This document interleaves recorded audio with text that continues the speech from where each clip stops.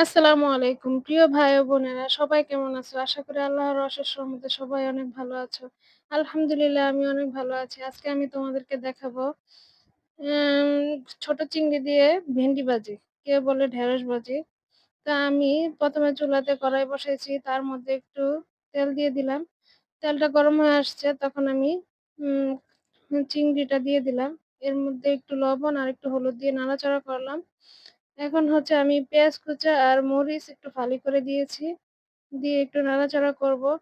যখন হালকা ভাজা, ভাজা হয়ে আসবে পেঁয়াজটা, তখন তার মধ্যে আমি ১/২ চামচ আদা রসুন বাটা আর ১/২ চামচ হলুদের গুঁড়া দিব আবার।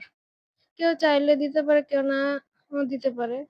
আমি একটু হলুদ পছন্দ করি তাই হলুদ দিলাম আরকি। এখন আমি ঢেঁড়সটা দিয়ে দিব।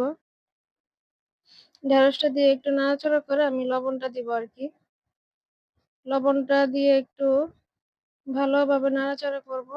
আর চুলার আঁচটা ১ম এ একটু বাড়িয়ে দিব। যখন আমার ঢেঁড়সটা একটু হয়ে আসবে তখন আমি চুলার আঁচটা কমিয়ে রাখবো আরকি। মিডিয়াম রাখলেও হবে।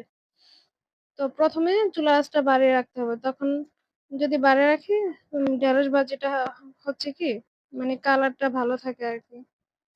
তো দেখতে থাকো আমার ভাজিটা হয়ে আসতেছে। অনেকটাই হয়ে আসতেছে।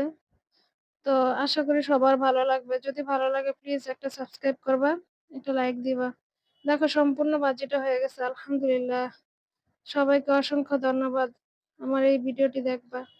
আলহামদুলিল্লাহ।